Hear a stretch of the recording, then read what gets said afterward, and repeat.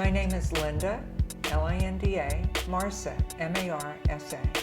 I'm a science and medical journalist, and I'm the author of Fevered: Why a Hotter Planet Will Harm Our Health and What We Can Do to Save Ourselves. I was in Australia for almost a month, and I drove probably 1,500, 2,000 miles all over the country. And I was there about 3 months after they had these huge floods that covered a part of the country that was about the same size as France and Germany. And, you know, Australia is kind of just a big desert island. It's about the same size as the United States, but it's flat, and, you know, the center of the country is really kind of uninhabitable. And you really only have these, you know, areas sort of at the coasts that really are inhabitable.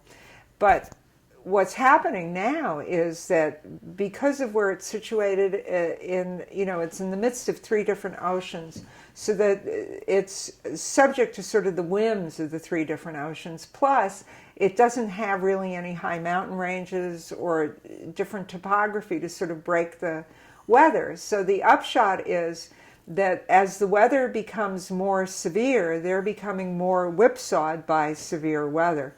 And when I was there, they had just had a 12-month drought. 10,000 families that had farmed for generations, were put off the land. They were bankrupt.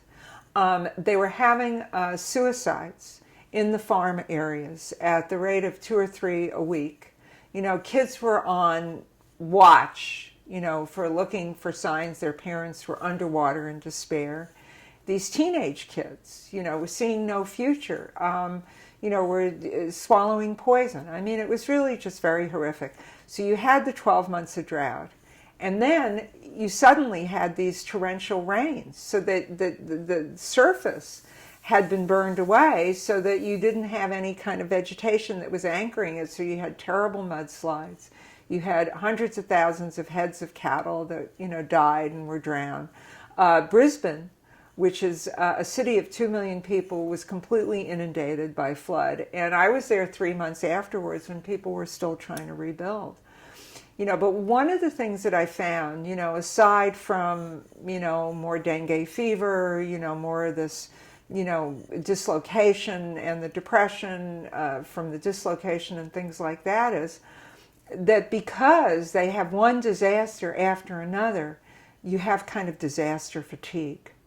You know, and this kind of depression that really sort of permeates, you know, and they've done studies, and 25% of the population is suffering from kind of a low-level depression. And, you know, you have to remember that Australia is like, you know, put another shrimp on the Barbie, you know, and that whole kind of, you know, how are you, mate, you know, kind of culture that's really wonderful. They're very hardy. They have this tremendous pioneer spirit. They're very stoic. You know, when after Brisbane had been inundated, you know, people would, you know, kind of band together and help each other. And they talked about these mud armies, people showing up, strangers on your doorstep to help you clean your house. So it's this wonderful thing, but it's reaching a point where they're just sort of hanging on for dear life. I mean, I was watching the news reports from this past year, and they had the torrential floods. They had wildfires that was consuming the bottom half of the country. You know, they had, the drought, you know, again. So they're just getting whipsawed, you know, and then cyclones. And it's one right after the other, after the other, after the other. And the reason I went down there is they are on the front lines of climate change.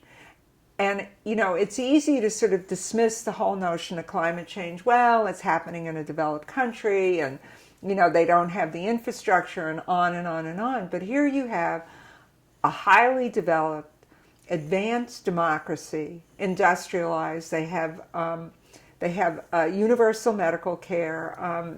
They have, you know, fairly high tax rate. The minimum wage is $15 an hour. You know, stuff like that. It's a very civilized nation where people look after each other, and you're seeing a real erosion of the fabric of civilization of society as they get bombarded over and over and over again. I mean, this one guy that I interviewed in St. George, which is a small farming community, you know, sort of in the interior, in the bush, as they call it. His house had been destroyed twice in less than a year by once in 100-year floods. You know, and he said, you're having this happen twice a year instead of once every 100 years. And he said, and then he was sort of pointing to the riverbed, and he said, there's a lot of homes that aren't going to get rebuilt. You know, and you look at what's happening in Sydney, and, you know, you have that iconic waterfront, and in 50 years, it's not going to be there anymore. And this is what they're looking at, you know, plus the drought. You know, in the western part of Australia, you know, where Perth is, the natural weather patterns which create rainfall are sort of going poleward towards the South Pole, and within about 10 years, Perth is not going to have any more natural rainfall. It's all going to be falling over the ocean. They have been building desalination plants, you know, to sort of make up for it, but there's problems with desalination too. So they're really up against it, and they know it. They really know it. It's very, very scary what I saw there.